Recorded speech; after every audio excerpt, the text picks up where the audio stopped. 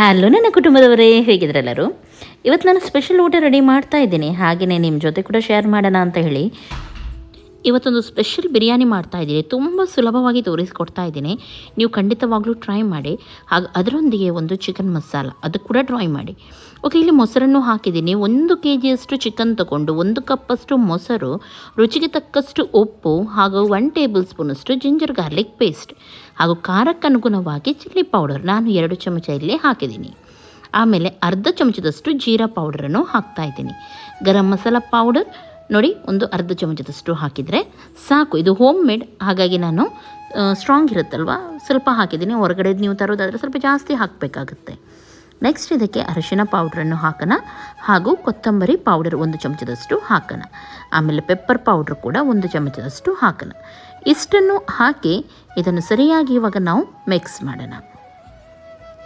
Mix ಮಾಡಿ ಒಂದು 10 ನಿಮಿಷ ಪಕ್ಕಕ್ಕೆ ಇಟ್ಬಿಡಿ.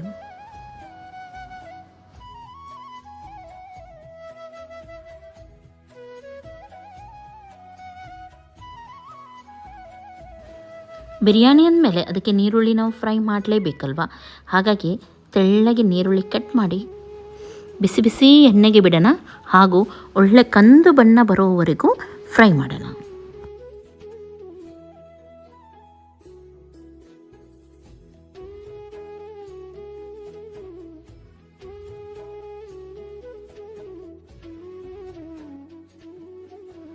ಇವಾಗ ಅದೇ ಕಡಾಯಲ್ಲಿ ಸ್ವಲ್ಪ ಎಣ್ಣೆ ನಾನು ಬಿಟ್ಟು ಉಳಿದದನ್ನು ತೆಗೆದಿದ್ದೀನಿ. ಜಾಸ್ತಿ ಇದ್ದದ ಎಣ್ಣೆ, ಸ್ವಲ್ಪ ಎಣ್ಣೆನೂ ಹಾಗೆ ಬಿಟ್ಟಿದ್ದೀನಿ, ಒಂದು ಅರ್ಧ ಕಪ್ಪಷ್ಟು. ಹಾಗೂ ಅದಕ್ಕೆ ಒಂದು 4 ನೀರುಳ್ಳಿಯನ್ನು ಹಾಕಿ ಫ್ರೈ ಮಾಡಿದ್ದೀನಿ. ನೀರುಳ್ಳಿ ಫ್ರೈ ಆದಮೇಲೆ ಮ್ಯಾರಿನೇಟ್ ಮಾಡಿದ ಚಿಕನ್ ಇತ್ತು ನೋಡಿ, ಅದನ್ನು ಕೂಡ ಹಾಕಿ ಅದರೊಂದಿಗೆ ಫ್ರೈ ಮಾಡ್ತಾ ಇದ್ದೀನಿ. ಹಾಗೂ ಗ್ಯಾಸನ್ನು ಐ ಫ್ಲೇಮಲ್ಲಿ ಇಟ್ಟಿನಿ, ಜೋರಾಗಿಟ್ಟು ಫ್ರೈ ಮಾಡಬೇಕು. ಒಂದು 5 ನಿಮಿಷ ಒಳ್ಳೆ ರೀತಿ ಮಸಾಲದಲ್ಲಿ ಇದನ್ನು ಈ ರೀತಿ ಫ್ರೈ ಮಾಡೋಣ. ಓಕೆ, ಚಿಕನ್ ಇದರಲ್ಲಿ ಒಳ್ಳೆ ರೀತಿ ಫ್ರೈ ಆದಮೇಲೆ ಇದಕ್ಕೆ ನಾವು ಟೊಮೆಟೊವನ್ನು ಹಾಕೋಣ. ನಾನಿಲ್ಲಿ 3 ದೊಡ್ಡ ಟೊಮೆಟೊವನ್ನು ಹಾಕಿದ್ದೀನಿ. ಸರಿಯಾಗಿ ಇವಾಗ ಮಿಕ್ಸ್ ಮಾಡಿ. ಟೊಮೆಟೊ ಹಾಕಿದ ಮೇಲೆ ಮುಚ್ಚಿಟ್ಟು ಚೆನ್ನಾಗಿ ಇದನ್ನು ಬೇಯಿಸಿದ್ದೀನಿ. ಇದಕ್ಕೆ ಎಕ್ಸ್ಟ್ರಾ ನೀರೆಲ್ಲ ನಾನು ಏನು ಕೂಡ ಸೇರಿಸಲಿಲ್ಲ. ಇವಾಗ ಚಿಕನ್ ಬೆಂದಿದೆ. ಈ ಟೈಮಲ್ಲಿ ನಾನು ಇದಕ್ಕೆ ಅರ್ಧ ಲಿಂಬೆ ರಸ ಹಾಕ್ತಾಯಿದ್ದೀನಿ ಹಾಗೂ ಮೆಣಸಿನಕಾಯನ್ನು ಕೂಡ ಮೇಲ್ಗಡೆಯಿಂದ ಹಾಕ್ತಾಯಿದ್ದೀನಿ. ಸರಿಯಾಗಿ ಇದನ್ನು ಮಿಕ್ಸ್ ಮಾಡಿ ಇವಾಗ ಕೆಳಗಿಳಿಸಿ. ಬಿರಿಯಾನಿಗೆ ಮಸಾಲ ಇವಾಗ ರೆಡಿಯಾಗಿದೆ. ಇನ್ನು ರೈಸ್ ಮಾಡೋದು ಬಾಕಿ ಇದೆ. ಹಾಗಾಗಿ ರೈಸಿಗೆ ನಾನಿಲ್ಲಿ ತುಪ್ಪವನ್ನು ಹಾಕ್ತಾಯಿದ್ದೀನಿ. ತುಪ್ಪ ಸ್ವಲ್ಪ ಜಾಸ್ತಿ ಹಾಕ್ತಾಯಿದ್ದೀನಿ. ತುಪ್ಪದ ಬದಲು ಎಣ್ಣೆ ಕೂಡ ನೀವು ಹಾಕ್ಬೋದು. ಓಕೆ, ತುಪ್ಪ ಹಾಕಿದ ಮೇಲೆ 3 ಚಮಚದಷ್ಟು ದೊಡ್ಡ ಚಮಚದಲ್ಲಿ 3 ಚಮಚದಷ್ಟು ಹಾಕಿದ್ದೀನಿ. ತುಪ್ಪ ಬಿಸಿ ಆದಮೇಲೆ ಇದಕ್ಕೆ 2 ನೀರುಳ್ಳಿಯನ್ನು ಹಾಕಿ ಸ್ವಲ್ಪ ಕೆಂಪಾಗುವವರೆಗೂ ಫ್ರೈ ಮಾಡ್ತೀನಿ. ಇದರೊಂದಿಗೆ ನಾನು 3 ಹಸಿಮೆಣಸಿನಕಾಯಿ ಕೂಡ ಸೇರಿಸಿದ್ದೀನಿ. ಓಕೆ, ಇವಾಗ ನಾನು ಎಲ್ಲ ಗರಂ ಮಸಾಲ ಉಂಟು ನೋಡಿ, ಚಕ್ಕೆ, ಲವಂಗ, ಏಲಕ್ಕಿ, ದಾಲ್ಚಿನ್ನಿ ಅದೆಲ್ಲವನ್ನು ಸ್ವಲ್ಪ ಜಜ್ಜಿ ಇದಕ್ಕೆ ಸೇರಿಸಿದ್ದೀನಿ.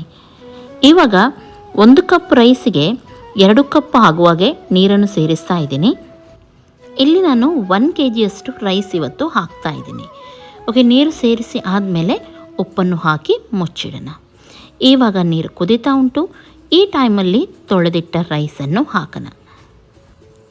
ನಾನಿಲ್ಲಿ ಇಂಡಿಯಾ ಗೇಟ್ ಜೀರಾ ರೈಸ್ ತೊಗೊಂಡಿದ್ದೀನಿ. ನೀವು ನಾರ್ಮಲ್ ಆಗಿ ನಿಮ್ಮ ಮನೇಲೇ ಇರುವಂಥದ್ದು ಯಾವುದು ಕೂಡ ಯೂಸ್ ಮಾಡ್ಬೋದು. ಬಿರಿಯಾನಿ ರೈಸ್ ಕೂಡ ಆಗುತ್ತೆ, ಜೀರಾ ರೈಸ್ ಕೂಡ ಆಗುತ್ತೆ. ಓಕೆ, ಇದನ್ನು ಹಾಕಿ ಚೆನ್ನಾಗಿ ಮಿಕ್ಸ್ ಮಾಡಿ. ಒಂದು ಕುದಿ ಬಂದಿದೆ, ಆದಷ್ಟು ಗ್ಯಾಸನ್ನು ಲೋ ಫ್ಲೇಮಲ್ಲಿಟ್ಟು ಮುಚ್ಚಿಡಿ. ಇಲ್ಲಿ ನೋಡ್ಬೋದು ರೈಸ್ ಪರ್ಫೆಕ್ಟಾಗಿ ಬಂದಿದೆ ನೋಡಿ. ಎಣ್ಣೆ ಸ್ವಲ್ಪ ಜಾಸ್ತಿ ಹಾಕಿದರೆ ಒಂದಕ್ಕೊಂದು ಅಂಟುದಿಲ್ಲ, ಸರಿಯಾಗಿದು ಬರುತ್ತೆ. ನೋಡ್ಬೋದು ನೀವು, ಬಿಡು ಬಿಡುವಾಗಿ ಸೂಪರಾಗಿ ಬಂದಿದೆ. ಇವಾಗ ಇದನ್ನು ಕೆಳಗಿಳಿಸೋಣ. ಓಕೆ, ಸ್ವಲ್ಪ ತುಪ್ಪದಲ್ಲಿ ನಾನು ಗೋಡಂಬಿ ದ್ರಾಕ್ಷಿಯನ್ನು ಇವಾಗ ಫ್ರೈ ಮಾಡ್ತಾ ಇದ್ದೀನಿ. ಇದು ಆಪ್ಷನಲ್, ನಿಮಗೆ ಇಷ್ಟ ಆಯ್ತಿದ್ರೆ ಹಾಕಿ, ಇಲ್ಲದ್ರೆ ನೀವು ಸ್ಕಿಪ್ ಮಾಡ್ಬೋದು.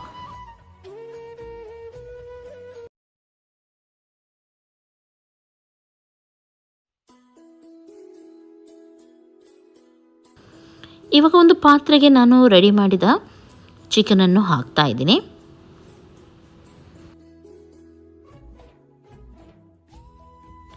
ಆಮೇಲೆ ಫ್ರೈ ಮಾಡಿದ ಆನಿಯನ್ ಇತ್ತು ನೋಡಿ, ನೀರುಳ್ಳಿ, ಅದನ್ನು ಇದಕ್ಕೆ ಹಾಕ್ತಾ ಇದ್ದೀನಿ. ಸ್ವಲ್ಪ ಕೊತ್ತಂಬರಿ ಸೊಪ್ಪನ್ನು ಕೂಡ ಸೇರಿಸ್ತಾ ಇದ್ದೀನಿ. ಆಮೇಲೆ ನಾವು ರೆಡಿ ಮಾಡಿದ ಬಿರಿಯಾನಿ ರೈಸ್ ಇತ್ತು ನೋಡಿ, ನೋಡಿ ಎಷ್ಟು ಚೆನ್ನಾಗಿ ಬಂದಿದೆ, ಬಿಸಿ ಬಿಸಿ ಕೂಡ ಇದೆ. ಇದನ್ನು ಇವಾಗ ಚಿಕನ್ ಮೇಲೆ ನಾವು ಹಾಕೋಣ. 2 ಪೋರ್ಷನಲ್ಲಿ ನಾನು ಹಾಕ್ತಾ ಇದ್ದೀನಿ. ಫಸ್ಟಿಗೆ ಒಂದು ಹಾಕಿ ಅದರ ಮೇಲೆ ನೀರುಳ್ಳಿ ಹಾಗೂ ಗೋಡಂಬಿ ದ್ರಾಕ್ಷಿ ಹಾಕ್ತಾ ಇದ್ದೀನಿ. ಬೇಕಿದ್ರೆ ಕೊತ್ತಂಬರಿ ಕೂಡ ನೀವು ಸೇರಿಸ್ಬೋದು.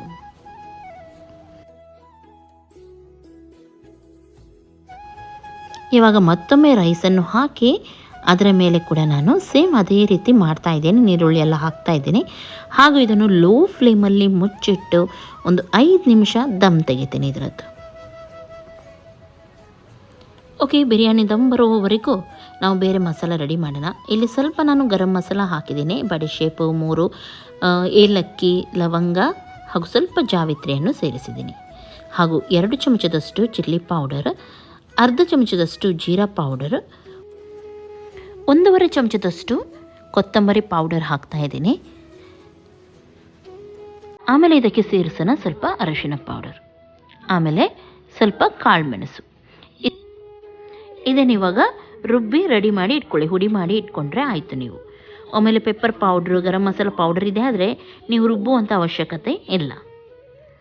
ಓಕೆ, ಇವಾಗ ಒಂದು ಪಾತ್ರೆ ತಗೊಳ್ಳಿ, ಅದರಲ್ಲಿ ಸ್ವಲ್ಪ ಎಣ್ಣೆಯನ್ನು ಹಾಕಿ 4 ನೀರುಳ್ಳಿಯನ್ನು ಕಟ್ ಮಾಡಿ ಇದಕ್ಕೆ ಸೇರಿಸಿದ್ದೀನಿ ಹಾಗೂ ಒಂದು 3 ಹಸಿಮೆಣಸಿನಕಾಯಿ.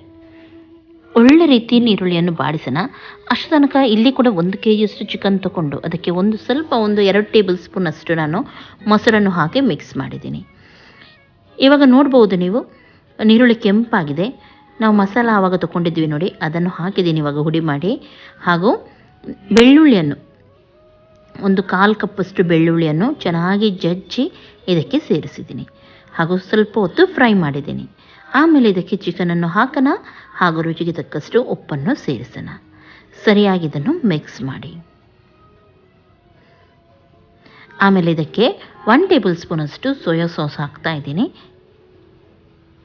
ಸರಿಯಾಗಿ ಇದನ್ನು ಮಿಕ್ಸ್ ಮಾಡಿ. ಗ್ಯಾಸನ್ನು ಲೋ ಫ್ಲೇಮಲ್ಲಿಟ್ಟು ಇದನ್ನು ಮುಚ್ಚಿಡಿ.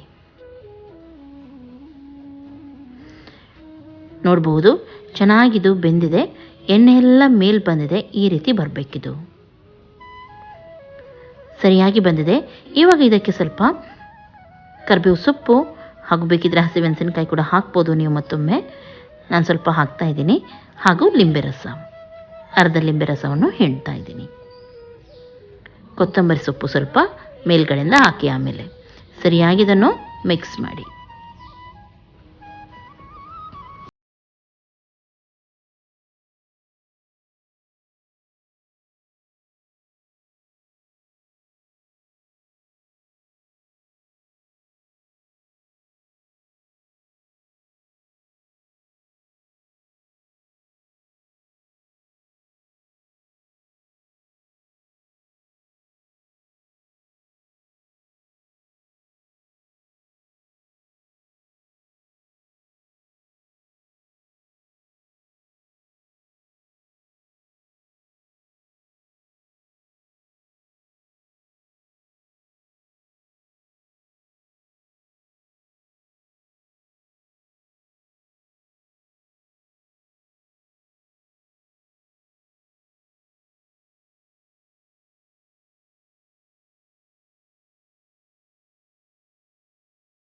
ಸೇರಿ ಇದನ್ನಂತೂ ಎಂಜಾಯ್ ಮಾಡ್ತೀವಿ. ನೀವು ಕೂಡ ಇದನ್ನು ಟ್ರೈ ಮಾಡಿ, ಗಟ್ಟಿಯಾಗಿ ಊಟ ಮಾಡಿ. ಇವತ್ತಿನ ಈ ರೆಸಿಪಿ ನಿಮಗೆ ಇಷ್ಟ ಆಯ್ತು ಅಂತಂದು ಲೈಕ್ ಮಾಡಿ, ಶೇರ್ ಮಾಡಿ. ಎಲ್ಲರಿಗೂ ಟೇಕ್ ಕೇರ್, ಬಾಯ್ ಬಾಯ್.